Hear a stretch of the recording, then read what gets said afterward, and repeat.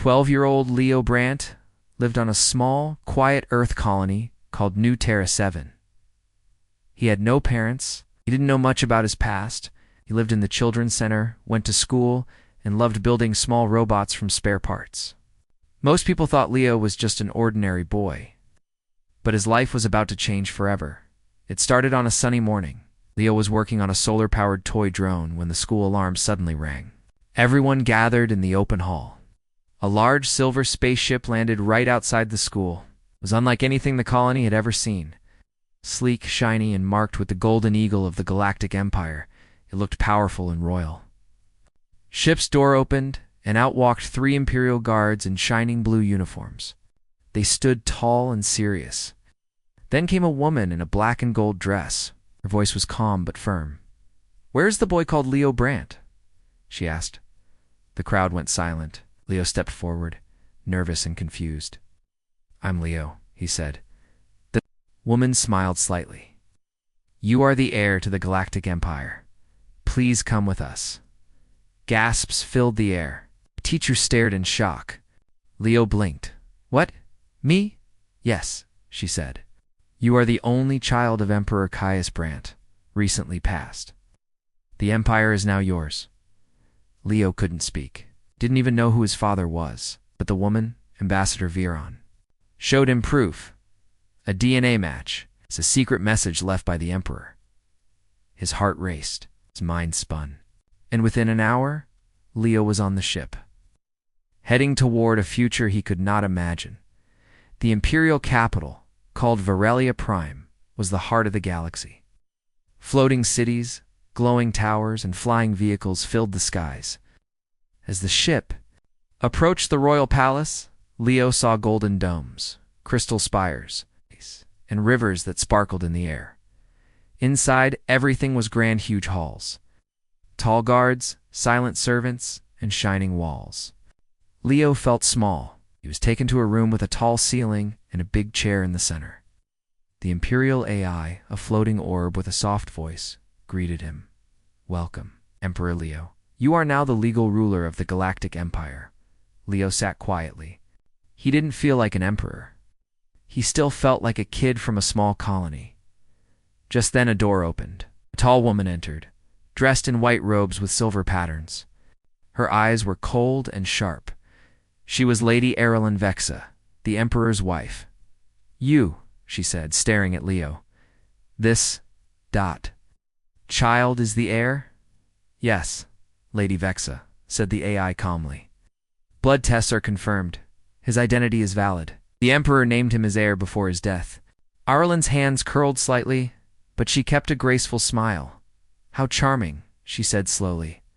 "A surprise heir from some forgotten planet, and now we are to believe he is fit to rule." Leo stood up and tried to be polite. "I didn't ask for this." "I don't even know why exactly," Erilyn cut in. "You don't know anything? Do you know how many systems we rule? How many laws we keep? This empire is not a playground." The AI spoke again. "Lady Vexa, the council has approved the transition. Leo Brandt is the new emperor.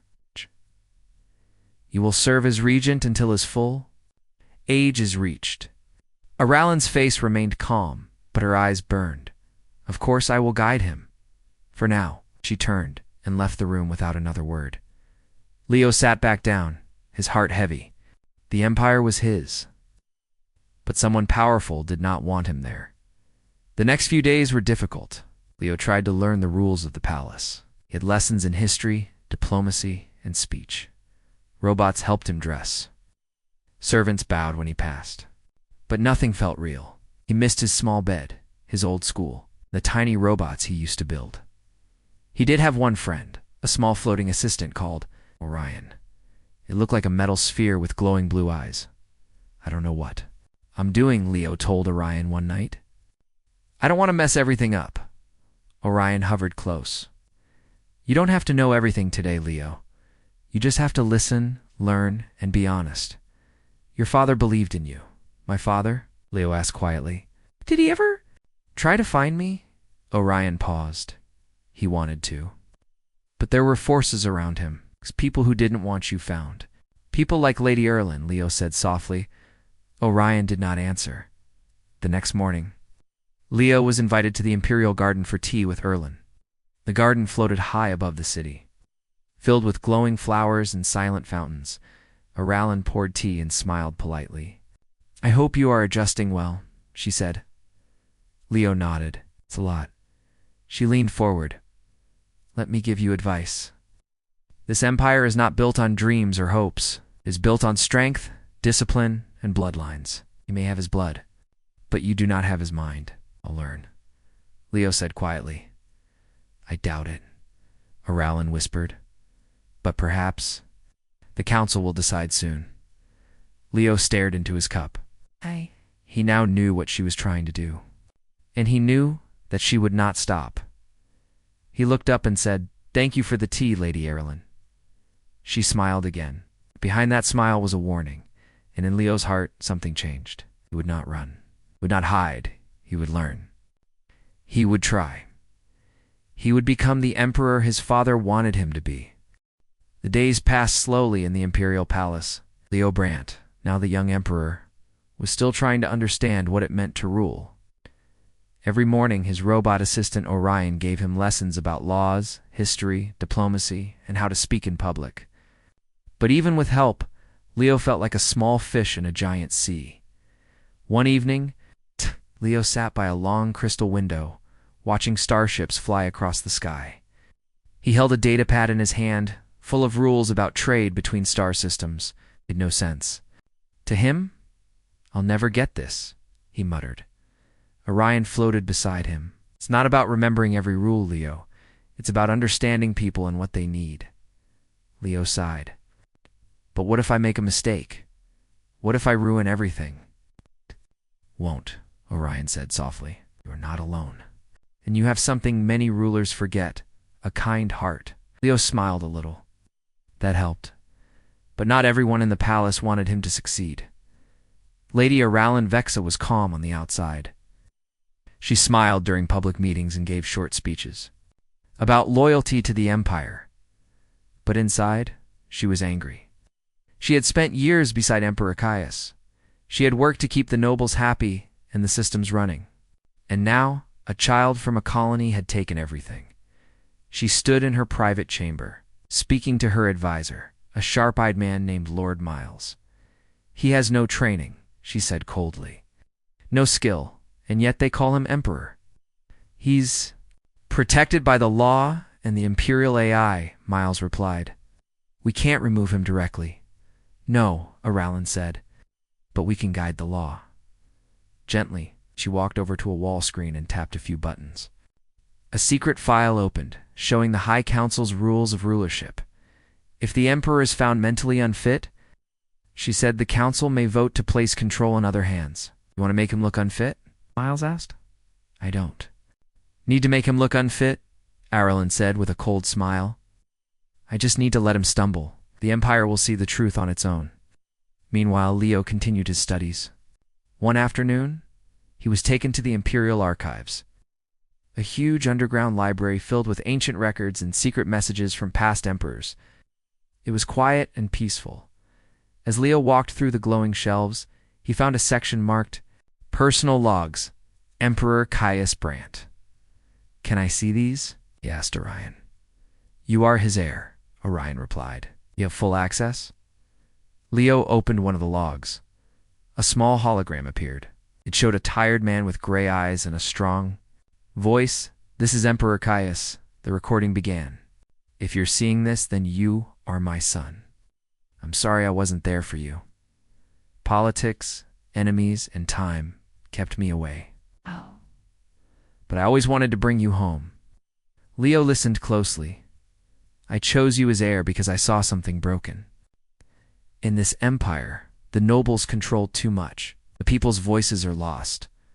I wanted to fix it, but I ran out of time. You must continue the dream. Trust yourself. Listen to the quiet worlds. Leo sat still. Quiet worlds?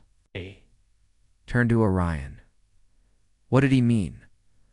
Orion's eyes blinked. There are 7 quiet world systems that are part of the Empire, but stay neutral. No wars, no politics. It's just peace. In progress, they hold knowledge your father admired. Leo stared at the screen. His father believed in change. In him, I need to know more, he whispered. Later that week, Leo attended a council meeting. Noble leaders from across the galaxy gathered in a tall, round room. Oralin sat beside him, smiling as always. One counselor stood and spoke with concern. We respect the young emperor, but he lacks experience. Should we consider a leadership? Bored. Leo stood slowly. His hands trembled, but Orion floated behind him, giving silent support. I know I'm not perfect, Leo said, but I'm trying. I study every day. I speak with citizens. I ask questions, not here to control. Anyone I'm here to serve, just like my father wanted? Some council members nodded. Others looked unsure. Oralin smiled politely. Well said, Your Majesty, but perhaps we can help you lighten the weight of your new crown. Leo nodded, but inside he knew. She wanted to take over. That night Leo couldn't sleep.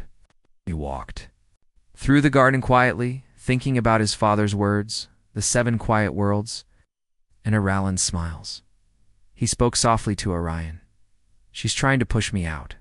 Yes, Orion said, but she cannot win if you grow stronger. I want to do more, Leo said. Real things, not just lessons and speeches. Orion floated higher. Then maybe it's time to see the Empire for yourself. Leo looked. Up, you mean? ... Visit other worlds? Yes, Orion said. Talk to real people. See how they live. Learn what the Empire truly needs. That's what a real emperor would do. Leo smiled for the first time in days. Then let's plan. In the dark tower above, Oralin watched Leo's movements on a small screen. He's planning something, she said. Should we stop him? Asked Lord Miles. No, Oralin replied calmly. Let the child play. The galaxy will soon see. He is not ready. And when he falls, I will be there to pick up the crown. She raised her glass of golden tea and smiled. But far below Leo was not falling. He was just beginning. Leo Brandt, the young emperor, stared out from the balcony of the imperial palace. Below him, the megacity of Veralia Prime buzzed with life. Flying cars zipped between towers. Floating markets sparkled under soft lights. But Leo felt trapped. Inside tall golden walls, everyone here wears fake smiles, he told Orion, his round assistant bot. Then you must go where the truth lives, Orion replied. Leo looked at him. Where's that? Orion's voice lowered. The lower levels. The real city. The people's city. Leo had an idea. Then let's go. That night, dressed in simple gray clothes, Leo slipped out through a service tunnel. Orion hovered by his side. They rode a cargo elevator deep below the shining palace towers. Into the lower orbit districts, the working class, zones, built into the base of the space city. The air smelled of metal and spices. Neon lights flashed in alien languages. Crowds moved in all directions. Merchants, workers, students, and street performers. It was loud, alive, and full of energy. Leo had never seen anything like it. In a narrow market street, Leo stopped to watch a group of kids flying small drones. One girl, about his age, had sharp eyes and quick hands. She noticed Leo watching. Hey, she said, you new here? Leo nodded. First time. I'm Juno, she said. I fix things. You, Leo thought quickly. I'm Leo. Like machines too, Juno smiled. Come on then. You can help. They spent the next hour repairing a broken delivery drone. Leo was nervous at first, but soon forgot his fears. He laughed when the drone zipped up and zoomed away perfectly. You're good, Juno said. You from up top? Leo hesitated, sort of. She looked at him. You talk like a tower kid, but you're okay. They walked together through the market. Juno showed him her favorite snack stall, a tiny bookstore. And an old space shuttle turned into a music cafe. This is amazing, Leo said. Not for everyone, Juno replied. Rent is high, water's short. Some places don't even have clean air. Leo frowned. Why doesn't the Empire fix it? Juno shrugged. Ask the nobles. They don't care about us. Just taxes and titles. Leo was quiet. He realized something important. Most people didn't even know who he was. They didn't care about royal robes or ancient names. They just wanted to live better. Meanwhile, back in the palace, Arlen stood in the command room, arms crossed. "Where is he, Lord?" Miles checked the security feed. Gone from the palace. Disguise slipped past the guards. Arlen didn't look surprised. "So, the boy wants to play hero. He let him, but make sure someone is watching." She tapped a button. A small drone blinked to life and flew out into the city. Back in the lower district, Leo and Juno sat on the edge of a platform, looking at the stars. "I've always wanted to fly beyond this city," Juno said. "Maybe even visit the 7 quiet worlds." Leo turned toward her. "You know about them, of course," Juno said. "Everyone talks about them. No war, no greed, just peace. My uncle tried to move there once, but travel is blocked." Leo nodded slowly. "I want to see them too." Juno looked at him curiously. "You talk like someone with power." Leo smiled. "Maybe I do." Suddenly, Orion beeped a warning. "Drone approaching, Imperial type." Juno stood. "Trouble?" Leo nodded. "I need to leave."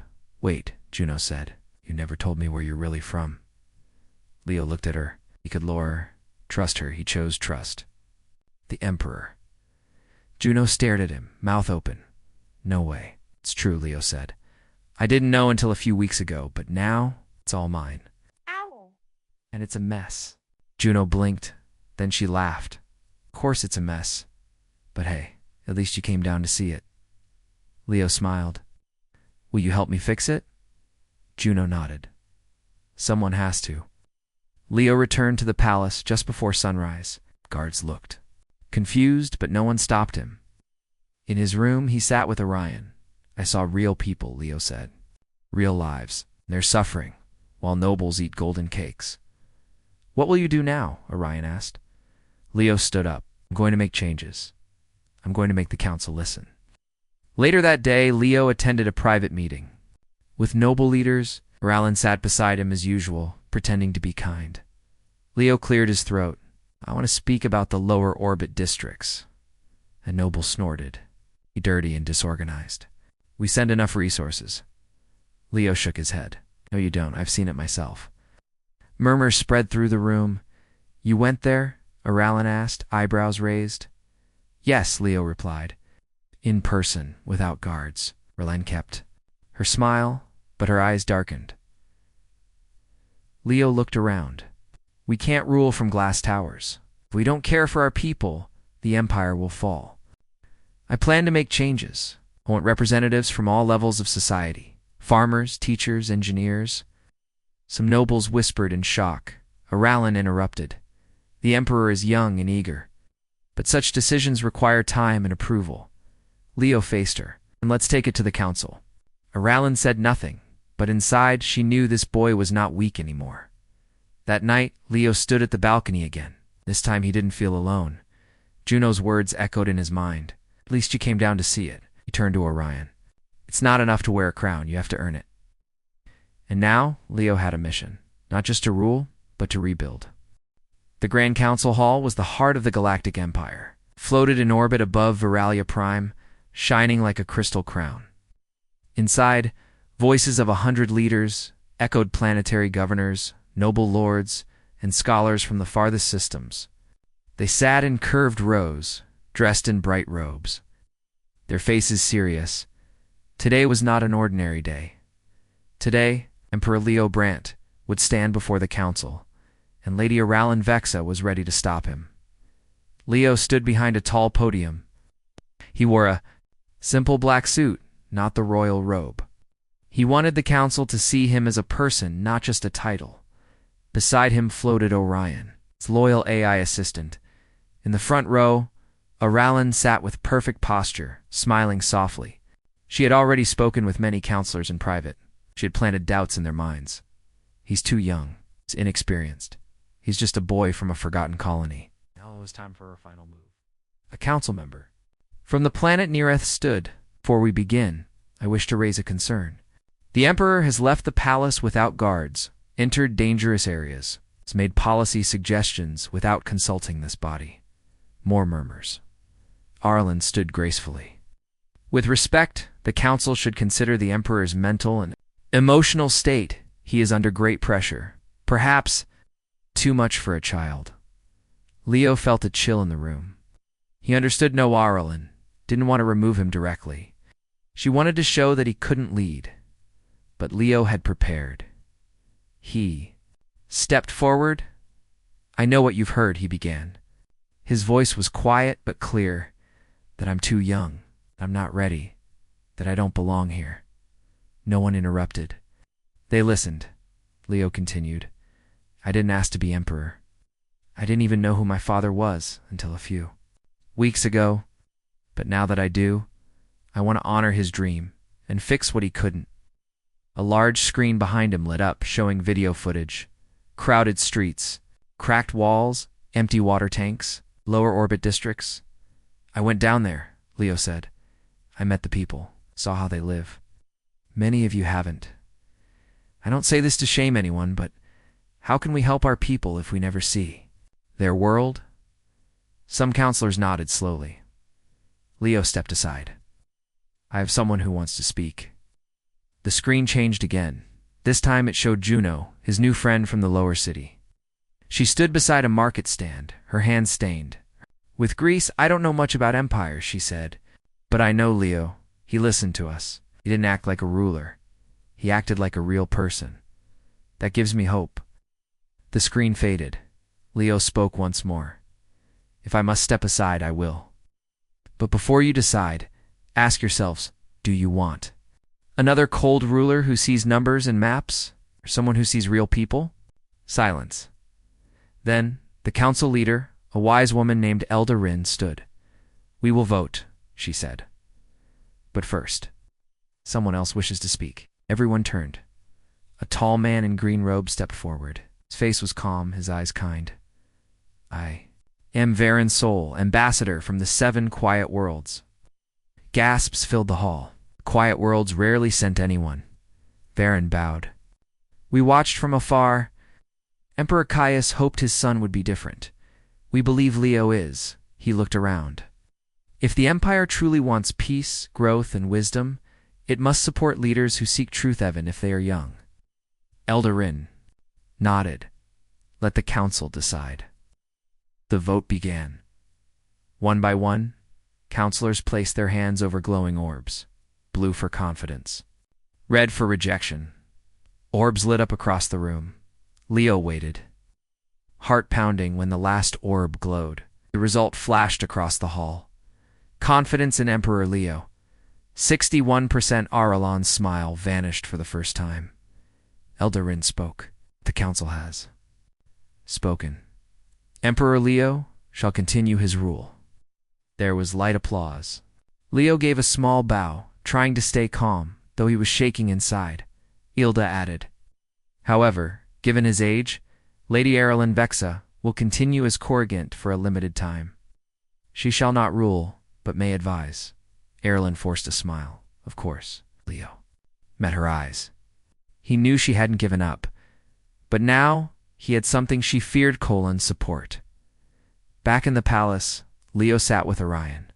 I was scared. He said you were honest. Orion replied, that's stronger than fear. Leo looked at the stars outside. I want to visit the Quiet Worlds.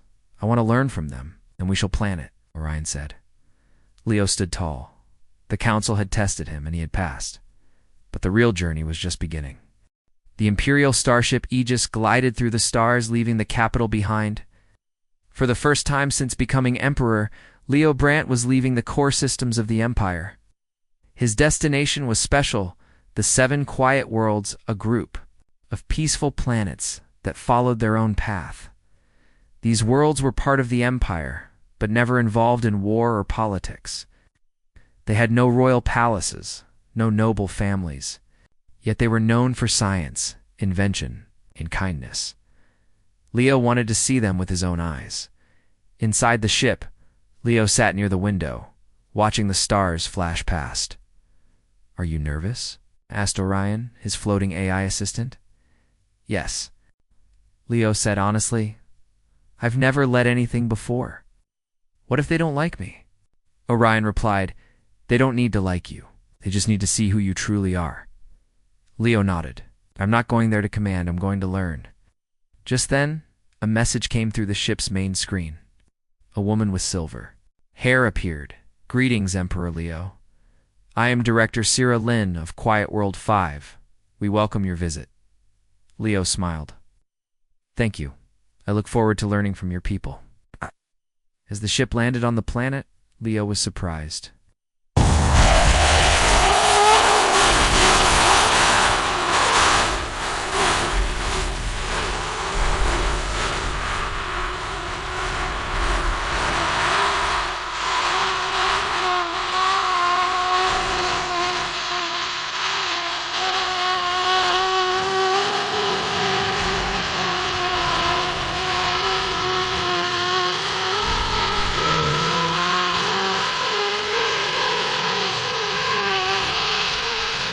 Were no guards, no grand carpets, no fireworks, just a green valley, a simple landing platform, and quiet people smiling softly. Sira Lin greeted him with a bow. Welcome, Leo. You may be the Emperor, but here we are all learners. Leo bowed back. That's why I'm here. He walked through peaceful cities filled with clean energy, open schools, and shared spaces. There were no giant statues or golden thrones. Every person worked together. No one acted more important than anyone else. Children planted food in school gardens. Teachers built machines with students. Artists painted solar panels with flowers. Leo felt something in his heart peace. Over the next few days, Leo attended classes with children, joined town meetings, and listened to farmers, doctors, and scientists.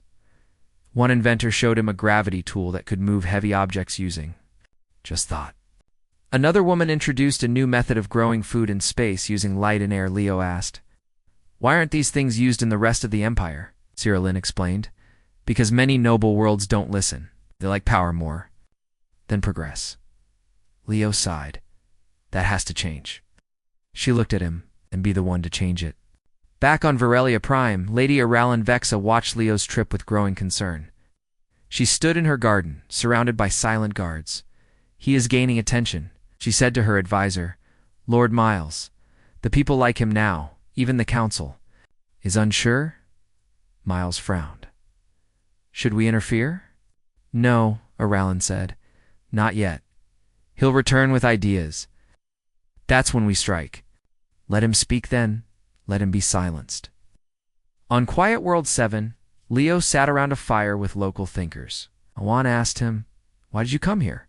Most rulers stay far away. Leo answered, because I didn't become emperor to rule from. A tower. I want to understand the people. I want to make life better. Another person nodded. Then don't copy the old ways. Build something new. Use your heart, not just your title. Leo felt those words deeply. He knew he had a choice. Follow the path of emperors before him. More walk a new road. Before leaving. Leo recorded a message to the entire empire. It was simple. Asterisk, asterisk, I have seen how people live when they are free to create and care. These quiet worlds hold knowledge that can help all of us. We don't need more rules or royal speeches. We need fairness, science, and honesty. I am not here to sit on a throne. I am here to listen and lead together with you. A new chapter is beginning, not ruled by fear or fame, but by trust. Let's build the future together. Asterisk, asterisk, the message spread like wildfire, across farming moons, city planets, and merchant fleets. People listened. Some nobles rolled their eyes. Some citizens clapped, and Aralyn. She narrowed her eyes. He's dangerous now, Aralyn said coldly. The people believe in him. We must act soon. Lord Miles leaned in. The only way is to stop his return. Aralyn smiled slowly. Then we shall delay his journey. Quiet accident, not fatal, of course. Dash just ... enough. But Aralyn didn't know one thing. Leo had friends now. Quiet worlds, engineers, even common people were ready to protect him. as Leo's ship prepared to return home. He stood on the launch pad with Sarah Lynn. "I've learned more in these days than in all the palace meetings," he said. "Then never forget it," she told him. "Let your memory guide your rule." Leo looked up at the stars. "I'm ready." The ship rose into the sky. The Imperial starship Aegis returned to Varelia Prime, glowing in the morning sun. As it entered the main docking bay, guards stood in rows, and noble officials waited politely. But their faces looked stiff, not welcoming. Emperor Leo Brandt stepped out in his simple black jacket. He was not wearing a crown, and he wasn't holding a royal staff. He walked calmly, with Orion floating beside him. "Something feels strange," Leo whispered. "You're right," Orion replied. A moment later, Lady Aralyn Vexa appeared at the end of the platform. She smiled, but her eyes were cold. "Welcome home, Your Majesty," she said. "The council wishes to speak with you immediately."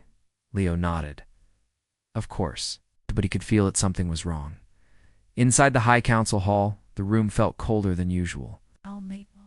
Noble leaders sat in silence. Some avoided Leo's gaze. Council leader Eldarin stood.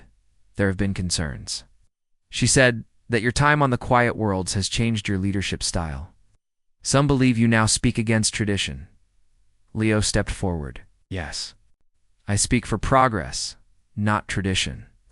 For the people, not for power." Whispers ran through the room. "Some worry," Elda said, "that you were being influenced by outsider ideas." Leo stayed calm.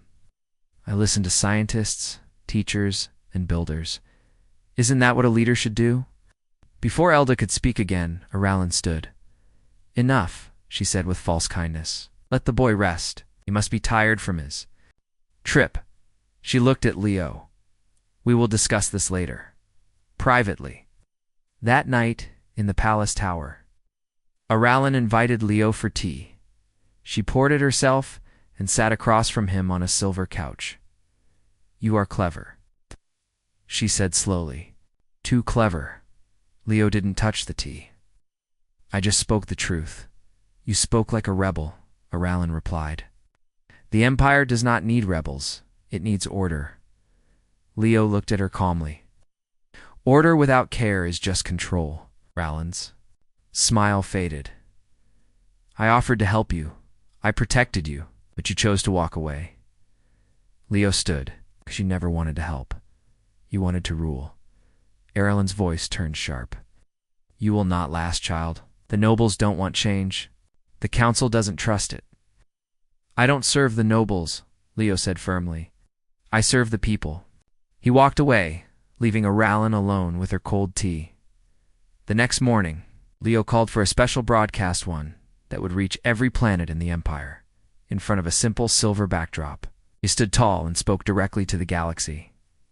"To all citizens of the Empire, I was chosen as your emperor not because I was powerful, but because I was part of a dream my father had for a better future.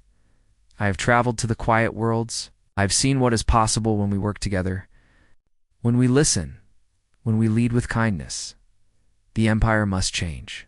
From today forward, we will begin a new council with voices from every class: workers, farmers, engineers, and teachers, free education and clean energy for outer worlds, new trade laws that benefit small planets, not just noble houses, peace missions to lost colonies. This is the new Brandt age. If you believe in this future, join me. If you serve only your title, your time is ending. We rise together, or we fall apart." Asterisk, asterisk, the message spread like light through space. People on desert moons, ocean worlds, and floating cities watched with wide eyes. Some cried, some cheered. Even some nobles sat in silence, unsure how to respond, but the people believed in a secret. Meeting room, Aralyn slammed her hand on the table. "He's turned the people against us." Lord Miles asked, "Should we stop him now?" Aralyn shook her head. "It's too late. If we act now, we look like tyrants. The people adore him." She stared at the wall screen showing Leo's speech playing again and again. "He's not a boy anymore," she whispered. "He's a symbol." 2 days later, Leo met the High Council once again. This time, Something was different. People from the lower districts sat beside nobles, teachers, scientists, young leaders the council had. Change. A knob, Rin smiled. We welcome the new voices. This is history. Leo nodded. It's just the beginning. He looked at Erilyn, who stood at the edge of the room, silent. Leo spoke clearly. Lady Erilyn, Vexa has served the Empire for many years. She is wise and experienced. Today I offer her a new path. Everyone turned to look. I invite her to become ambassador to the Cultural Unity Worlds, a peaceful post, far from politics, where she can use her skills for good. Aralen blinked. You're right. Sending me away? I'm giving you a choice, Leo said gently. A place to serve with honor, or step down quietly. For a long moment Aralen said nothing. Then she bowed slightly. Very well, accept. She left without another word. From that day on, she was no longer the Empress. She was the Empress of none. Weeks passed. Change came slowly, but it came. Farmers on outer moons received new tech to grow more food. Small planets received support. To build schools and hospitals, the new council passed fair laws for all. Leo often walked the palace garden, not in robes, but in simple clothes. By his side, always was Orion. Sometimes Juno visited, bringing new machines and street stories. She now worked as an advisor from the lower levels. Leo stood at the balcony one evening, looking up at the stars. Orion floated beside him. You've done it? Leo shook his head. No, we've started it. The real work has just begun. He smiled. Not as a boy from a colony, not just as an emperor, but as a leader for everyone.